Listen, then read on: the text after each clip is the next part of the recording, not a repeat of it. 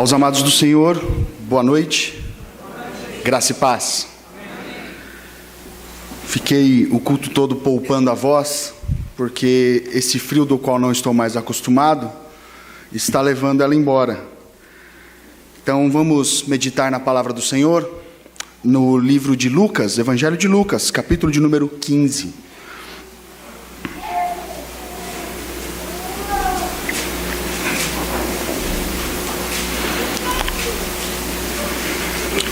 Lucas, capítulo de número 15, a partir do versículo de número 11.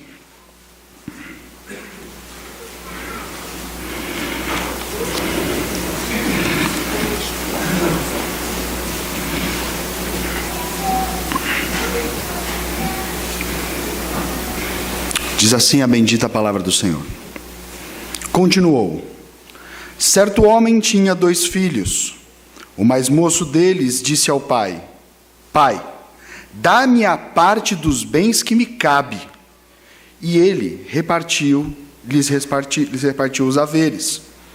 Passado não muitos dias, o filho mais moço, ajuntando tudo o que era seu, partiu para uma terra distante e lá dissipou todos os seus bens, vivendo dissolutamente. Depois de ter consumido tudo, sobreveio àquele país uma grande fome, e ele começou a passar necessidade. Então, ele se agregou a um dos cidadãos daquela terra, e este mandou para os seus campos a guardar porcos. Ali desejava ele fartar-se das alfarrobas que os porcos comiam, mas ninguém lhe dava nada. Então, caindo em si, disse: quantos trabalhadores do meu pai têm pão com fartura, e eu aqui morro de fome? Levantar-me-ei e irei ter com o meu pai, e lhe direi: Pai, pequei contra o céu e diante de ti, já não sou digno de ser chamado teu filho. Trata-me como um dos teus trabalhadores. E levantando-se, foi para o seu pai. Vinha ele ainda longe, quando seu pai o avistou, e compadecido dele, correndo, o abraçou e beijou. E o filho lhe disse: Pai, pequei contra o céu e diante de ti, já não sou digno de ser chamado teu filho.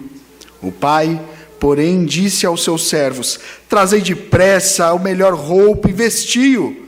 Ponde-lhe um anel no dedo e as sandálias nos pés. Trazei também e matai um novilho cevado. Comamos e regozijemo-nos, porque este meu filho estava morto e reviveu, estava perdido e foi achado. E começaram a regozijar-se. Ora, o filho mais velho estivera no campo, e quando voltava, ao aproximar-se da casa, ouviu a música e as danças. Chamou um dos criados e perguntou-lhe o que era aquilo. E ele informou: veio teu irmão, e teu pai mandou matar o novilho cevado, porque o recuperou com saúde. Ele se indignou e não queria entrar. Saindo, porém, o pai procurava conciliá-lo. Mas ele respondeu ao seu pai: há tantos anos que te sirvo sem jamais transgredir uma ordem tua, e nunca me deste um cabrito sequer para alegrar-me com os meus amigos. Vindo, porém, este teu filho, que desperdiçou os teus bens com meretrizes, tu mandasses matar para ele um novilho cevado. Então lhe respondeu o pai: meu filho, tu sempre estás comigo. Tudo o que é meu é teu. Entretanto, era preciso que nos regozijássemos e nos alegrássemos, porque o teu irmão estava morto e reviveu, estava perdido e foi achado. Vamos orar. Bendito Deus, nós rendemos graças ao Senhor, porque o Senhor nos convoca para lhe adorar, para lhe cultuar. E queremos pedir que o Senhor nessa noite nos abençoe através do teu Santo Espírito, apesar do instrumento que comunica a palavra. Pai, dê a mim intrepidez para falar da palavra que tão bem faz ao meu coração, ao coração desses irmãos, ó Pai. Mantenha minha voz, ó Pai querido, até o fim da mensagem, a fim de que possamos sair daqui edificados pelo Senhor cheios do teu Espírito, amando ainda mais ao Senhor e a sua palavra, glorificando e dizendo que grande Deus servimos. Nos abençoe nessa noite, ó Pai. Oramos no nome de Cristo Jesus, que vive e reina para todo sempre. Amém.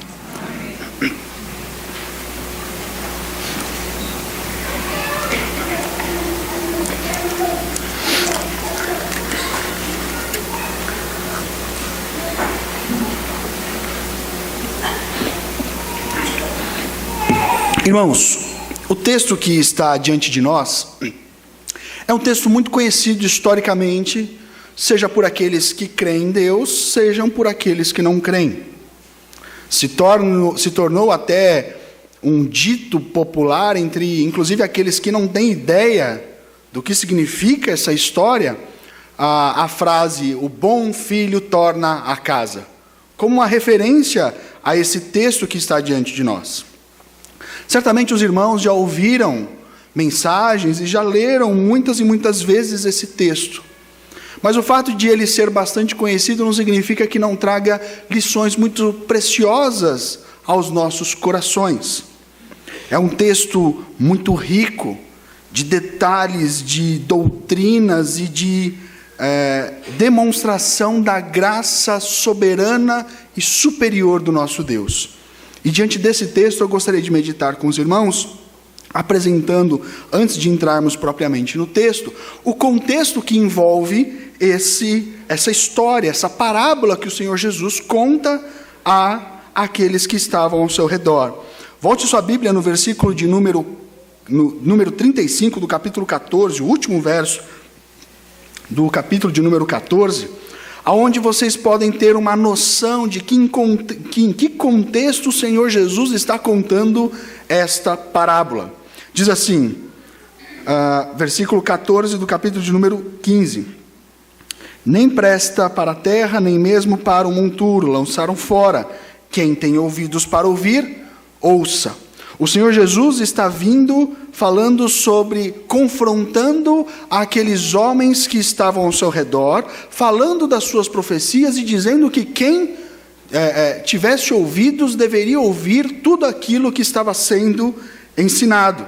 Versículo de número 1 do capítulo de número 15 diz quem eram as pessoas que estavam ao redor do Senhor Jesus Cristo enquanto ele contava, enquanto ele realizava estes feitos, as curas, e falava sobre a parábola da grande ceia, e falava com os seus discípulos. Versículo de número 1 do capítulo 15 diz assim: aproximavam-se de Jesus todos os publicanos e pecadores para ouvir, e murmuravam os fariseus e escribas, dizendo: este recebe pecadores e comem com eles. O Senhor Jesus está então falando com aqueles que são os publicanos e os pecadores. Dois grandes grupos altamente desprezados por todos aqueles homens, doutores da lei e conhecedores da lei do Senhor. Você tem o primeiro grupo, os publicanos, que eram os coletadores de impostos, traidores das suas pátrias, homens que compravam franquias fiscais, regiões das quais compravam do Império Romano, regiões das quais eles se tornavam os coletadores de impostos daquela região para o Império Romano. Só que não era somente isso. Estes homens eram homens também judeus. Eles eram traidores da sua pátria, homens judeus que se colocavam a serviço do Império Romano para cobrar impostos dos seus compatriotas judeus. Grande traição essa. Eles eram homens gananciosos, não se importavam nem um pouco com o próprio povo, mas preocupavam-se basicamente com os seus bolsos, com a arrecadação e com tudo aquilo que eles poderiam oferecer ao Império Romano. Se tornou uma maneira até mesmo criminosa de se colocar como aqueles que coletavam, de certa forma também extorquindo aqueles que também eram os seus concidadãos. Além desses publicanos, também havia aqueles que eram conhecidos como os pecadores, aqueles que estavam à margem de toda a sociedade, alguns que até acompanhavam os coletores de impostos, como que aqueles capangas destes homens, alguns criminosos, prostitutas, o nível mais baixo daquela sociedade, pessoas de atividades imorais. Essas pessoas, alguns rabinos, e você tem isso em alguns livros históricos, dizia que você nem deveria se associar a essas pessoas, nem mesmo para apresentar a elas a lei do Senhor. Eram homens realmente à margem da sociedade e desprezados. E o Senhor Jesus se coloca para falar da palavra, da lei do Senhor e falar do evangelho, que é Ele mesmo, a estes publicanos e pecadores. Os fariseus resmungavam e murmuravam de maneira constante em relação a esses feitos do Senhor Jesus. Os fariseus eram nada mais, nada menos do que a elite, ou a autodenominada elite judaica, do ponto de vista da moralidade, do conhecimento da lei. Mas o que esses homens também eram homens hipócritas, muito preocupados com a aparência, muito preocupados com as suas realizações, a fim de que as suas realizações pudessem ser vistas por todos aqueles que estavam ao seu redor, e as pessoas pudessem reconhecer: grande homem de piedade é aquele. Eles se colocavam em oposição ao Senhor Jesus, acusando o Senhor Jesus de realizar feitos de Satanás, dizendo que o Senhor Jesus tinha parte com Belzebu. Diante deste contexto, esta é a cena em que o Senhor Jesus conta para eles 3 histórias.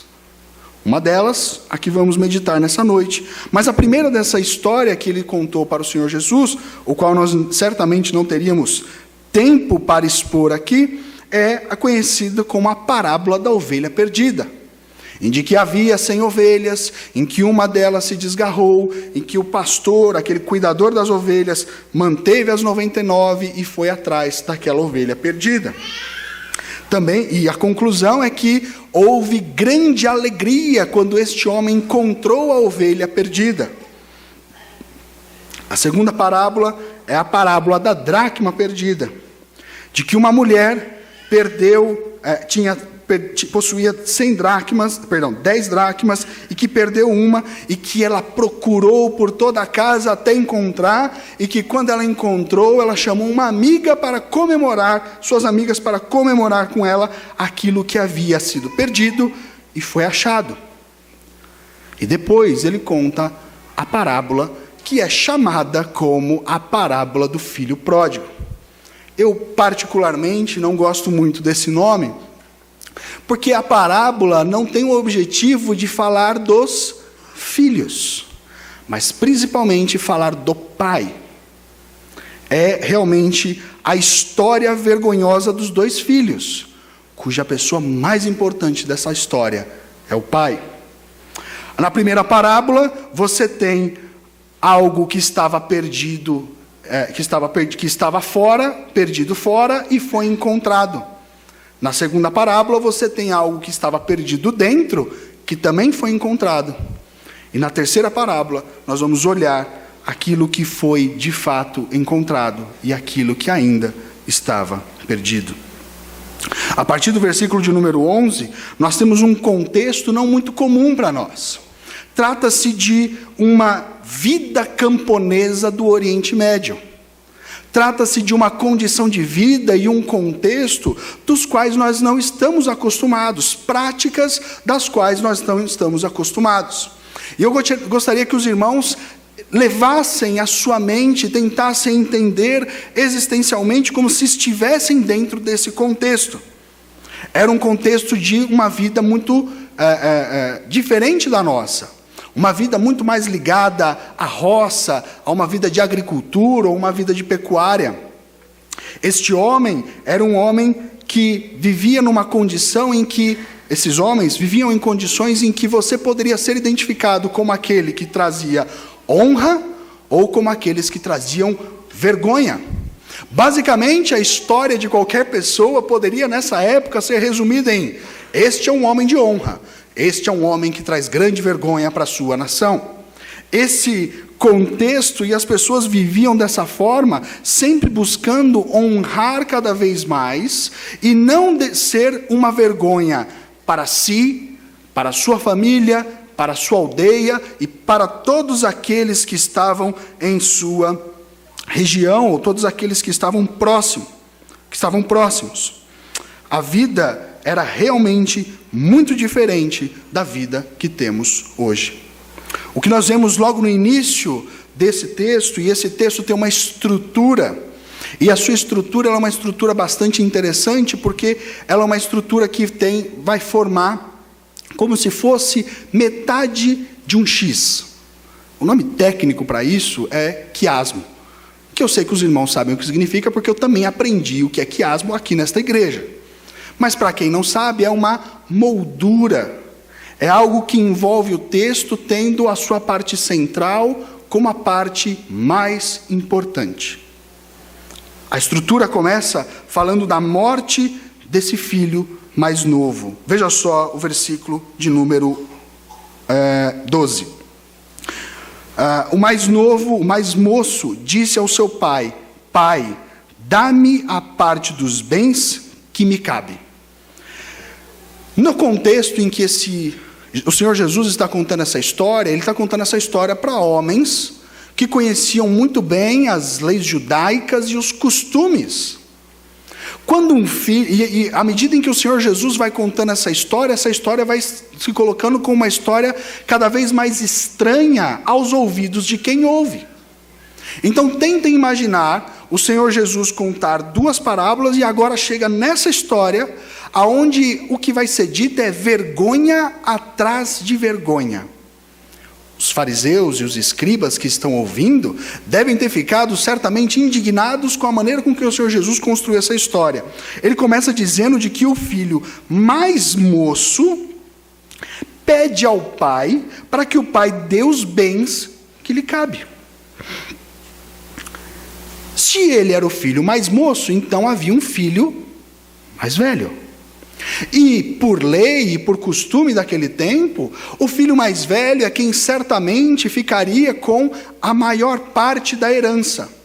Ele tinha não só a responsabilidade de dar continuidade a tudo aquilo que ele recebia como herança, mas também de dar salvaguarda àqueles da família, seja a mãe, seja as irmãs. Então ele ficava com a parte maior da herança. Se eram apenas 2 filhos, o mais velho e o mais moço, então o mais velho ficaria com 2/3 da herança, e o filho mais moço ficaria com apenas 1/3 da herança. Havia uma estrutura hierárquica. Quando o filho mais novo se coloca diante do pai e diz para o pai que ele queria receber a herança e a parte dele que cabia, isso não só era um desrespeito e uma afronta direta ao pai, mas também a toda essa estrutura estabelecida, inclusive um desrespeito e uma desonra ao irmão mais velho. Ele, na verdade, quando se coloca nessa condição e diz isso ao pai, ele basicamente está querendo dizer: pai, eu quero que o senhor morra, e morra rápido. Mas como isso não acontece, adianta a minha parte. Na Bahia existe uma expressão dizendo: adianta meu lado. Ele queria a parte dele, e queria aquilo que era de direito dele, adiantado. É interessante porque ele não está pedindo para o pai uma coisa que até caberia no seu contexto histórico. Pai, eu tenho uma parte na herança que será minha, e gostaria que o senhor me permitisse administrar esta parte, que por direito de herança será minha. Ele não está pedindo isso. Ele está pedindo para que o pai dê a ele aquilo que é dele, que na verdade só seria dele depois que o pai morresse, que o irmão recebesse 2/3 e que ele recebesse uma parte. Certamente os homens que estão ouvindo essa parábola estão imaginando que o que vai vir depois é que esse pai certamente dará uma bofetada na boca desse filho desonroso. Esse filho que está trazendo grande vergonha para esse pai. Mas o que o Senhor Jesus diz, que o que esse pai faz é dividir esta herança. Finalzinho do versículo de número 2 diz assim: e ele lhes repartiu os haveres. Certamente o filho mais velho, ao saber que o filho mais moço pediu isso ao pai, deveria ter sido ele a entrar e proteger o pai e dizer para o filho mais moço que aquilo não era uma coisa de ser pedida. Talvez até fisicamente disciplinar ou se opor ao irmão mais moço daquele pedido vergonhoso. Mas o que o pai, na verdade, faz é repartir os bens entre os dois filhos. Perceba a expressão, e ele lhes repartiu os haveres. Significa que até o filho mais velho também recebeu de forma adiantada a herança que lhe cabia somente quando o pai morresse. A pergunta é, onde estava esse irmão mais velho e o que ele fez a fim de proteger o pai dele contra o filho mais moço? Alguém poderia dizer que esse pai, ao fazer isso, foi um pai que demonstrou grande amor a este filho. Ele não estava preso a essas coisas materiais e demonstrou grande amor a esse filho e concedeu a isso. Sim, mas esse tipo bobo de amor não é aquilo que de fato o costume e a tradição revelavam de respeito e honra a esse pai.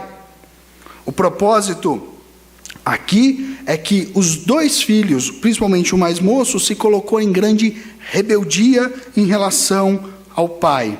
O filho mais velho deveria ter o trabalho de proteger a família, de honrá-lo, de afastar o filho mais novo das coisas tolas, mas ele nem aparece nesse trecho da história. O seu dever de preservar o pai, preservar a família, foi ignorado. Em certo sentido, até o irmão mais velho aparece nessa história como um filho que traz grande vergonha a essa família. E você imagina os fariseus daquela época ouvindo essa história. Que pai fraco, que vergonha, que filho vergonhoso. Mas o Senhor Jesus avança essa história um pouco mais. Ele diz no versículo de número 13: passados não muitos dias, o filho mais moço, ajuntando tudo o que era seu, partiu para uma terra distante. Essa estrutura de que o filho, passado não muitos dias, é de que a coisa foi realmente rápida entre o que aconteceu entre a partilha dos bens e a saída desse jovem. E o que torna mais grave ainda é que esse filho mais moço, juntando tudo que era seu, essa ideia de juntar tudo que era seu era juntar o dinheiro. Agora veja, como que você consegue pegar propriedades, terras, animais, colheitas e todas as coisas físicas e transformar rapidamente em dinheiro? Certamente dando desconto e vendendo ao preço mais baixo possível, a fim de que você consiga dinheiro de forma mais rápida. O que demonstra nessa expressão aqui, de forma ainda mais vergonhosa, é que ele não tinha apreço e não dava valor em absolutamente nada do que o pai havia juntado ao longo do tempo, formando assim o seu patrimônio. A toque de caixa, vendeu tudo, se livrou de todas aquelas coisas, encheu suas bolsas de dinheiro, subiu em algum animal e partiu para uma terra distante e lá dissipou todos os seus bens, vivendo dissolutamente. Diz o texto, no versículo de número 14, que depois de ter consumido tudo, sobreveio àquele país uma grande fome. E ele começou a passar necessidade. Tudo estava perdido. A desonra, a vergonha, a falta de amor e respeito a tudo aquilo que aquele pai pôde fazer por ele, foi gasto da pior forma possível. O irmão mais velho, quando o pai vai conversar com ele, chega a dizer de que ele gastou com meretrizes. Ele gastou da forma mais imoral possível aquilo que de maneira tão trabalhosa o seu pai conseguiu conquistar. Ele parte como um filho que ignora o pai para aquela família. A partida daquele filho, principalmente para uma terra distante, demonstrando de que ele nem queria ficar perto do próprio pai. Ele queria ficar o mais longe possível, ignorar a existência daquele homem. Na verdade, quando aquele filho parte, é como se houvesse um funeral. Está partindo alguém que morreu para aquela família. A história, o pai diz que, lá no versículo de número 24, de que esse filho estava morto, ou seja, para aquela família, esse filho já não existia mais, ele havia morrido, porque quando ele se afastou, é como se ele tivesse morrido para aquela família. Mas o que nós vemos também aqui, é que mesmo naquela vida dissoluta, quando ele já não tem mais nada a oferecer para um mundo imoral, até por esse mundo imoral, este filho foi rejeitado. Versículo de número 15. Ali ele se agregou a um dos cidadãos daquela terra, e este mandou para os campos de porcos. Meus irmãos, imaginem mais uma vez os fariseus ouvindo isso. Um filho que pede herança adiantada, grande vergonha, grande desgraça. Um pai que parte os bens entre os filhos e dá a esse filho aquilo que ele pediu, grande vergonha, grande desgraça. Um filho que vende tudo a toque de caixa para se livrar daquilo que tinha, grande vergonha, grande desgraça. Um filho que parte para uma terra distante para viver de forma imoral, grande vergonha, grande desgraça. E se a história não podia piorar, o Senhor Jesus constrói essa história de modo que ela piore ainda mais. Ele não só se afastou, como foi viver, depois de ter perdido tudo, alimentando porcos. Tudo que um judeu odiava de todas as formas eram porcos. A lei determinava que eram animais imundos. Como que esse filho poderia se colocar na condição de alimentar esses porcos? E se você acha que não dá para ficar pior, claro que dá. Porque ele desejava fartar-se com a comida dos porcos, e nem isso ele recebia. A sociedade daquele tempo, mesmo imoral, rejeitou, e depois de drenar tudo aquilo que ele poderia oferecer, também o rejeitou. A expressão agregou-se aqui, originalmente a palavra é a palavra que é utilizada para dizer ele colou. Ele ficou próximo como aquele que necessitava, como um pedinte que se encostou em alguém que tinha condição de sustentá-lo, de dar alguma esmola para ele, até que esse homem fala para ele: olha, vai cuidar dos meus porcos então.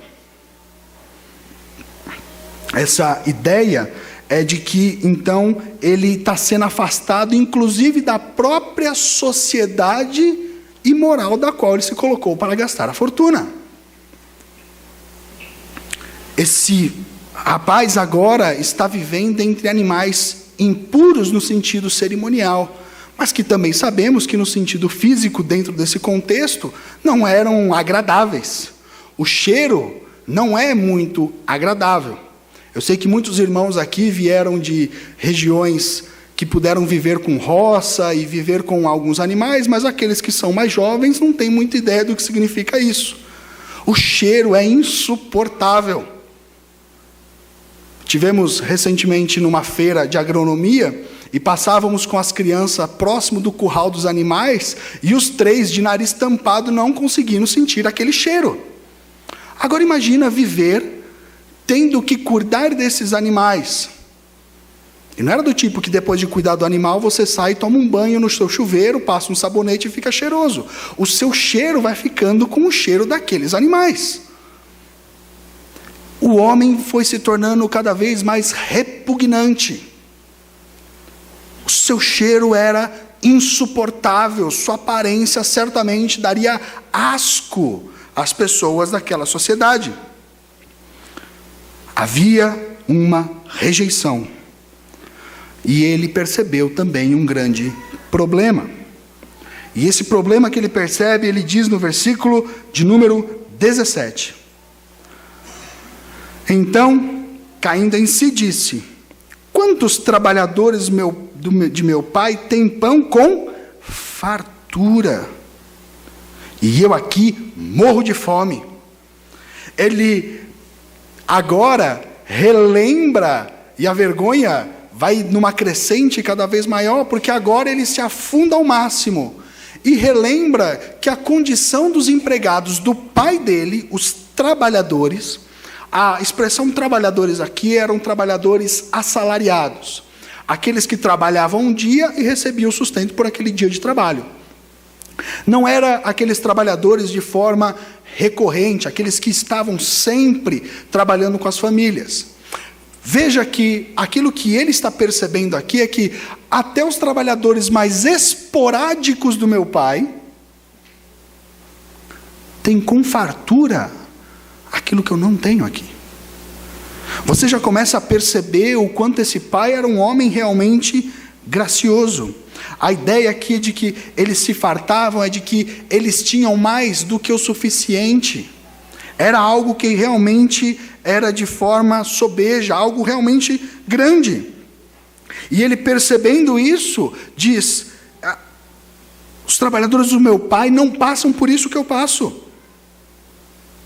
E ele está ali morrendo de fome, percebendo de que ele se colocou na condição de profunda miséria. Ele realmente percebeu qual era o problema do qual ele se colocou. Se os trabalhadores tinham essa fartura, quanto mais ele, que era o filho do homem que tinha grandes propriedades e grandes coisas. Os funcionários contratados do meu pai têm mais do que o suficiente. Então ele percebe que diante desse grande problema haveria uma solução. E aqui nós temos a decadência da história chegando no seu ponto máximo.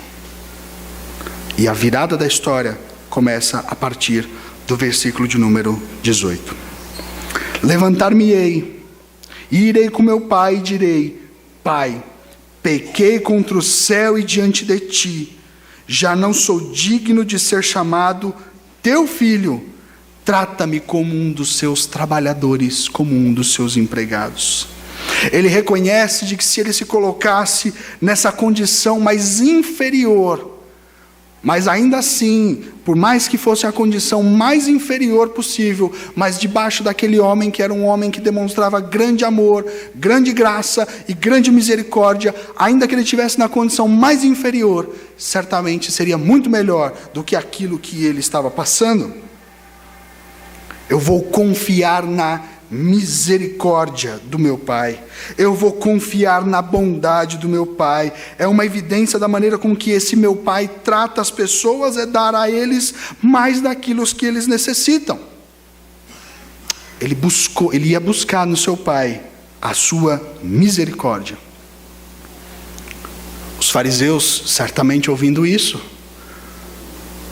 ficaram imaginando que, à medida em que essa história fosse construída, esse era o momento em que o pai poderia, já que ele foi um homem fraco no início, demonstrar sua força agora. Colocar esse filho no seu devido lugar. Esse filho saiu com 1/3 da herança que ele deveria esperar para receber. Se ele se colocasse como trabalhador, ele teria que trabalhar muitos e muitos e muitos anos, anos e anos, a fim de pagar uma dívida que ele mesmo construiu contra o pai dele. Era o momento em que esse pai tinha de fazê-lo passar com grande amargura a dor da desonra que ele sentiu. O seu trabalho duro a fim de pagar aquilo que ele tirou do próprio pai. Certamente levaria muito tempo até ele pagar, porque salários de trabalhadores braçais eram salários bastante baixos. Ele se coloca nessa condição, ele entende que pecou contra o céu. Versículo de 1 a 18 ele diz: Pai, pequei contra o céu. A expressão aqui é uma expressão de que eu pequei algo como muito acima dos céus, com uma ideia de medida. Eu fiz algo extremamente horrível contra o Senhor. Se eu pudesse mentir, isso ultrapassaria o céu. Essa é a ideia de pequei contra o céu. Os pecados desse rapaz, ele reconheceu. E agora ele se está aqui como um pecador verdadeiramente arrependido. Arrependimento é mudar de direção.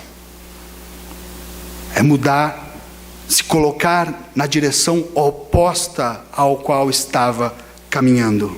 E ele se afundava cada vez mais, até o momento em que ele sabe que a única solução que ele tem é retornar ao pai dele.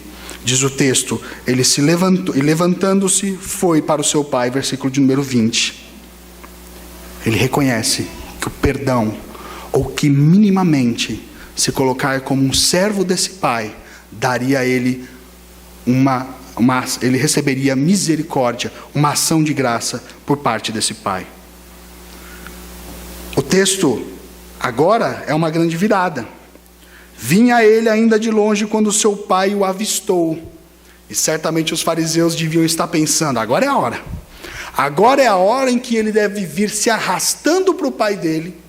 O pai dele dar uma surra nesse rapaz.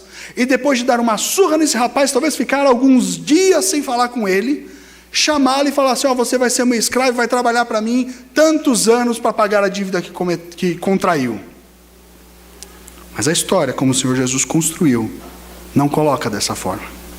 Diz assim: quando seu pai o avistou e compadecido dele, correndo. Homens judeus não correm.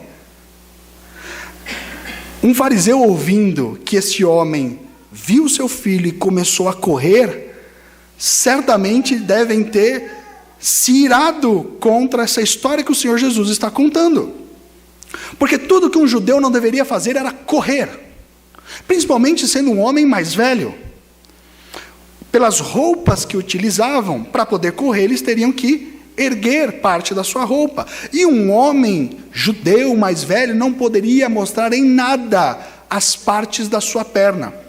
Havia, aliás, algumas regras que dizia que um homem judeu não poderia pular, para que, na medida em que pulasse, suas pernas não aparecessem. Mas diz o texto, o Senhor Jesus, construindo essa história, diz que, estando ainda longe, seu pai o viu cheio de compaixão, correu, abraçou e beijou esse ser imundo que se colocou na situação mais fétida, mais impura, a pior condição que poderia ter para um judeu: alimentar porcos. Esse pai corre, ele tem compaixão, ele abraça. E a expressão beijo aqui é uma expressão muito interessante. Aqueles que têm filhos certamente sabem o que quer dizer isso. É quando você pega o seu filho e você enche o rosto dele de beijos. Quando você pega seu filho, você dá um abraço, agarra ele, e que você fica dando um monte de beijo no rosto, e as crianças por vezes falam: pai, chega, né?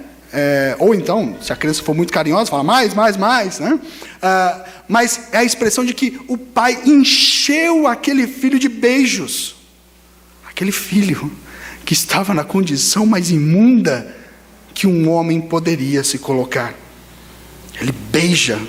Os fariseus devem ter perguntado: você está brincando? Que história é essa? Quem se colocaria nessa condição de fazer isso? Correr, abraçar e ter compaixão de um homem desse?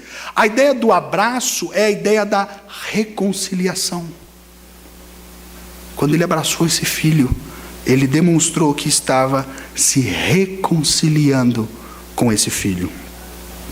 Ele aceitou de volta aquele que foi rejeitado. Ele foi rejeitado e agora ele foi aceito. Mas esse mesmo filho que estava perdido, agora foi achado, ele foi restaurado. Versículos de número 21. O filho disse: Pai, pequei contra o céu e diante de ti, já não sou digno de ser chamado seu filho. Veja que no texto o filho não conclui com aquilo que ele planejou dizer. Permita-me ser um dos seus trabalhadores. Porque esse filho, ao perceber que o pai o abraçou e o beijou, reconhece de que o pai estava o perdoando. Pedir para esse pai para ser um dos trabalhadores dele seria também uma desonra. E esse filho agora está mudado. Ele não quer mais desonrar o próprio pai. Existe uma palavra para isso, meus irmãos. O nome disso é graça. O pai se coloca como aquele que está abraçando o seu filho, e o pai diz o versículo número 22, o pai, porém, diz a seus servos: trazei a melhor roupa e vistam nele. Ponham-lhe um anel no dedo e sandália nos pés. Que cena é essa? Um filho sujo, imundo, o pai abraça, beija e fala: meu filho, você está perdoado. E não só você está perdoado, mas todos os benefícios de ser meu filho vão ser dados a você novamente.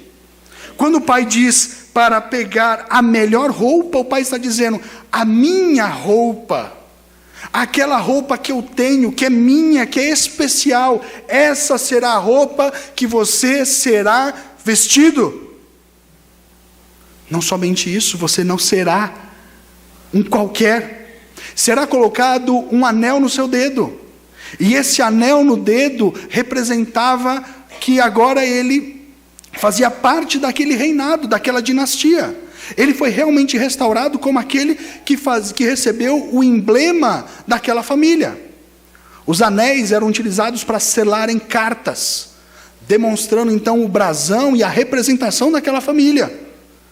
Sandálias nos pés é porque aquele homem não seria escravo. Escravos andavam descalços, mas os senhores andavam com os pés vestidos. Esse filho agora retorna e é colocado num estado até melhor do que o seu estado anterior. E certamente isso é graça. Esse homem demonstra misericórdia e graça. A principal diferença entre essas duas palavras é que misericórdia é não receber aquilo que você deveria receber. E graça é receber aquilo que você não merecia receber. O pai não só deixa de dar àquele filho aquilo que ele merecia, como dá a ele aquilo que ele não merecia. A demonstração de graça desse homem faz com que esse filho agora seja alguém que foi ressuscitado. Olha só o que o pai termina dizendo: trazei também e matai um novilho cevado, ou seja, para que celebremos com grande alegria. Vamos celebrar o quê? Porque esse meu filho estava morto e reviveu, estava perdido e foi achado. Esse filho começa como um filho morto e termina como alguém que está vivo. A celebração dessa família agora, a celebração porque este agora foi restaurado, era uma celebração jubilosa. Eu tive a oportunidade de trabalhar lá em Salvador em uma empresa que trabalha com agricultura familiar e uma série de outras coisas. E era uma empresa de combate à pobreza rural. E muitas dessas pessoas que recebiam alguns benefícios para poder combater essa pobreza, tinham alguns animais que eles criavam. E uma vez perguntei para o diretor da empresa, com quem eu trabalhava, e eu falei assim: por que eles não matam esse animal para comer? Ele falou: porque isso é um grande desperdício. Matar um animal desse tamanho para uma família de 4 pessoas, 5 pessoas comer, é um grande desperdício. Porque um animal desse se alimenta 100, 150, dependendo do tamanho, até 200 pessoas. Quando o texto diz de que era para matar um novilho cevado, é porque a celebração não era uma celebração de 10, 15 pessoas, não. Estamos falando de uma festa grande de toda aquela aldeia. Todos aqueles deveriam estar regozijando-se e jubilando, porque esse que estava morto agora está vivo. Ele foi ressuscitado, recebendo do Pai a graça e a misericórdia. Mas essa é a parábola que conta a história de 2 filhos. O segundo filho, certamente não me estenderei tanto quanto me estendi falando do primeiro, mas ele também é importante e fundamental para essa história. O filho mais velho se coloca agora como aquele que tem um certo protagonismo nessa história. A história por si só, para aqueles que estavam ouvindo, já era uma história intragável. Vergonha atrás de vergonha. Vergonha no pedido, vergonha na aceitação, vergonha em vender tudo, vergonha em viajar para uma terra distante, vergonha em gastar tudo isso de forma dissoluta, vergonha em colocar-se para servir alimentando porcos, vergonha desejar servir comer a comida dos porcos, vergonha querer voltar, vergonha ser aceito. Os fariseus estavam ali odiando certamente essa história, mas a história falava também com eles. Versículo de número 25. Ora, o filho mais velho estivera no campo, e quando voltava, ao aproximar-se da casa, ouviu a música e as danças, e então chamou um dos servos e perguntou o que estava acontecendo. Chamou um dos criados e perguntou o que era aquilo. O versículo de número 25 vai demonstrar de que esse filho, que ainda estava ali com o pai, depois ainda de ter recebido a parte da herança que o pai distribuiu a ele, ele também não desempenhava um papel de grande proximidade em relação ao pai. Ele não estava em casa. Ele certamente não era um pai que tinha uma certa relação, ele não era um filho que tinha uma certa relação com esse pai. O pai também sabia que esse filho também não se importava tanto assim com ele, porque quando faz a partilha dos bens, considera que os dois estão mortos. Esse homem chega diante dos servos, estranhando aquela situação atípica, e pergunta o que estava acontecendo, e o servo informa. Esse filho mais velho está distante do pai. O servo avisa que o irmão foi resgatado, que o irmão foi ressuscitado, que o irmão agora estava em paz. E ao invés de se alegrar com todos aqueles que estavam ali, ele se enche de ira. Ele se enche de ira e se coloca como aquele que está indignado com a atitude do pai. Versículo de número 28. Ele se coloca como um homem irado, e como um homem irado, diz ao seu pai aquilo que não deveria dizer, apesar do pai buscar reconciliação com esse filho. Esse filho mais velho certamente representa os fariseus. Todo o seu legalismo, todas as suas ações de cumprimento real, fiel e estrito da lei, que traria a esses homens um status de homens morais, de homens realmente importantes e piedosos. E o que o filho diz ao pai é exatamente isso. Ele está distante, ele se enche de ira e demonstra que tem um amor numa relação difícil com este pai. Versículo de número 28 e 29 diz assim: ele se indignou e não queria entrar. Ou seja, um homem adulto fazendo birrinha. Um homem adulto cheio de mimimi. Um homem adulto que, quando não tem a sua vontade feita, se coloca como alguém que se enche de ira. O pai, que é um homem gracioso, que é um homem cheio de misericórdia, procurava conciliá-lo, procurava resgatar também este filho, também trazer este filho. E esse pai se coloca ali, colocando numa condição em que os fariseus começam a perceber o que essa história vai fazer e para onde ela vai levar. Diz o versículo número 29, mas ele respondeu ao seu pai: há tantos anos que te sirvo, sem jamais transgredir uma ordem tua. Eu sou um fiel cumpridor da lei. Tudo o que deve ser feito eu faço. Eu não lhe desobedeço, eu não lhe desonro. Eu sou um homem digno.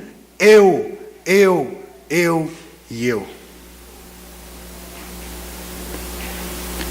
E ele não reconhece nem o favor que o pai tinha em relação a ele. Diz assim: nunca me destes um cabrito sequer para alegrar-me com meus amigos. Ele não só rejeita este pai também, ele não se coloca em oposição com uma hipocrisia, porque esse pai sabe quem esse filho é. Como é capaz de dizer que não recebeu do pai nem sequer um cabrito? Mas o versículo de número 12, diz que o pai lhes repartiu os haveres. Ou seja, nem as bênçãos que ele havia recebido, ele reconhece que recebeu. Ele é um hipócrita, um ganancioso, que não tem amor nenhum pelo pai. E ele não quer um cabrito para se alegrar com o pai. Veja que a frase aqui é: não deu para mim nem sequer um cabrito para que possamos nos alegrar juntos. Que nada. Quero me alegrar com os meus amigos. Minhas ações, meus pagamentos, as minhas realizações, eu não recebo nada. Mas olha as realizações dele, olha as ações dele, olha os seus pagamentos. Versículo de número 30. Vindo, porém, este filho que desperdiçou os teus bens com meretrizes, tu mandaste matar um novilho cevado? O novilho cevado geralmente era um novilho reservado para uma realização, uma celebração muito importante. Aliás, no contexto histórico, naquilo que os historiadores colocam, quem aliás também era responsável por esse cuidado era o filho mais velho. E ele está indignado por conta disso. O pai responde a esse filho que agora quer se comparar e quer trazer o juízo ou desrespeitar e desonrar as escolhas que o pai faz, dizendo que os critérios que o pai utiliza para suas escolhas são critérios equivocados. O senhor não sabe escolher, o senhor não sabe reconhecer a justiça, o senhor é um homem incapaz de saber o que é justiça. Olha o que eu faço, olha o que ele fez. Sua justiça própria, sua autojustiça era superior àquilo que o pai considerava ser a justiça correta. Versículo de número 31, o pai diz: então ele respondeu ao pai: meu filho. Essa expressão meu filho ela é bastante interessante nas línguas originais. Porque todas as vezes que a palavra filho aparece nesse texto, ela é uma outra palavra grega que não essa. A tradução que poderia ter para a palavra meu filho é menino, criança. Tu sempre está comigo. Tudo que é meu é teu. Eu estou contigo aqui o tempo todo e você não reconhece isso. Você não é capaz de perceber o como eu tenho te beneficiado. Certamente, esse pai está confrontando a justiça própria desse filho, reconhecendo que esse filho tem um amor difícil.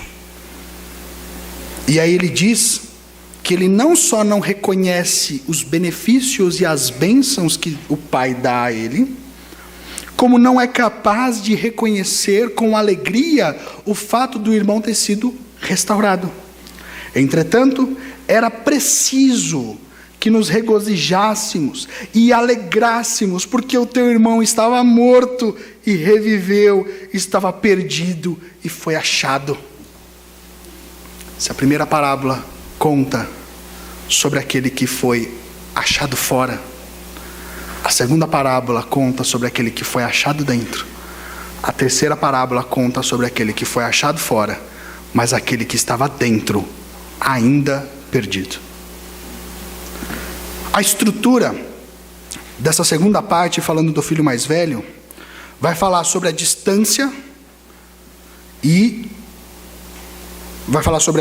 do filho, sobre ele irar-se, sobre o amor difícil, sobre as suas ações.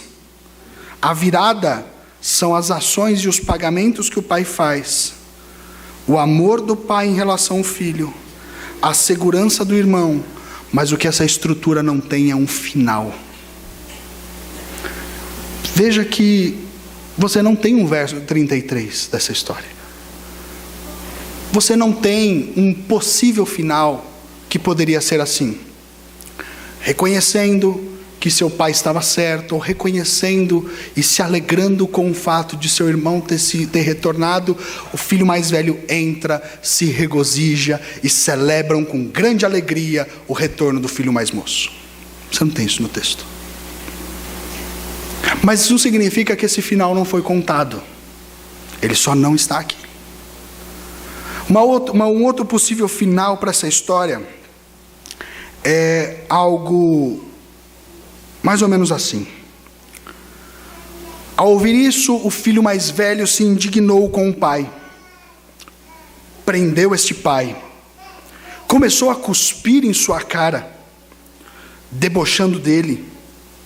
Chamaram de fraco, mentiroso.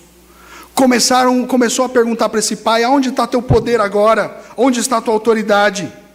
Enquanto começou a rasgar as vestes desse homem, lançando sorte sobre essas vestes, o socando, o humilhando. Não contente com isso, fazendo ele carregar o próprio madeiro, colocando esse pai numa cruz, o fazendo sofrer com grande dor e agonia, o fato de ser um pai tão misericordioso e tão gracioso, fazendo sofrer numa cruz, fazendo sentir dores atrás de dores. E talvez essa história que tem um final contado, não aqui, mas se você conectar com aquilo que a Escritura ensina, o que esse pai vai fazer é pedir para Deus perdoar, porque aqueles não sabem o que fazem. Não mais aguentando, dizendo: está consumado. Esse certamente é o final dessa história. O filho mais moço representa todos aqueles que creem, que estavam perdidos e foram achados.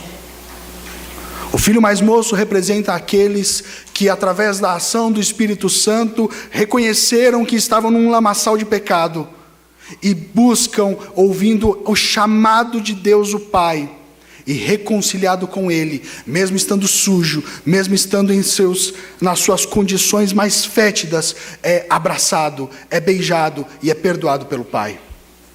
Não somente isso, é colocado numa condição ainda superior àquela que estava, recebendo desse Pai vestes essas prometidas no livro de Apocalipse, vestiduras brancas, superiores, colocando em nosso dedo, ou no dedo daqueles que estavam perdidos e foram achados, um anel.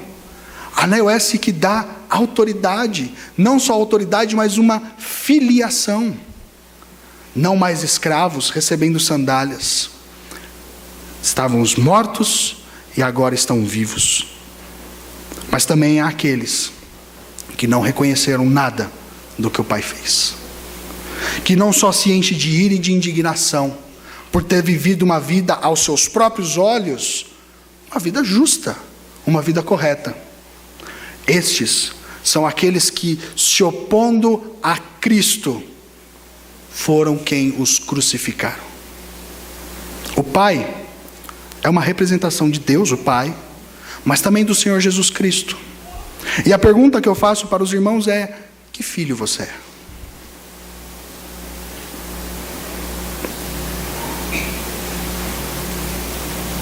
Você é o filho que reconhece a graça e a misericórdia desse Pai, que foi restaurado?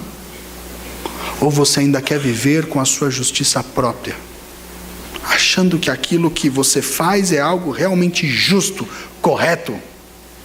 E que Deus, quando dá isso a você, não faz, de certa forma, mais do que uma obrigação. Ou mesmo que você não diga isso, pense que não perceba os benefícios de estar com o Pai. Quem é você nessa história? Que filho é você? Essa história nos ensina sobre salvação, mas também nos ensina sobre a graça de Deus. O que é a graça de Deus para você? O que a graça de Deus importa? O quanto a graça de Deus importa na sua vida? Você está dentro e ainda está perdido? Ou você foi achado e reconhece que esse Pai que lhe abraçou, lhe deu perdão e concedeu vida a você que estava morto, é um Pai que você deve servir com toda a alegria do seu coração? A graça de Deus deve encher os nossos corações de alegria, irmãos. Deve nos colocar numa condição de reconhecimento de quem nós somos. Nada. Deve ser um movimento de nossa parte, como aqueles servos que buscam servir ao Senhor com toda fidelidade. Não como homens legalistas, que saem por aí apontando os dedos, ou que crê na sua justiça própria, dizendo que do jeito que eu faço está certo. Mas como aqueles que reconhecem a dependência total de Deus. Que filho é você? Que Deus nos abençoe.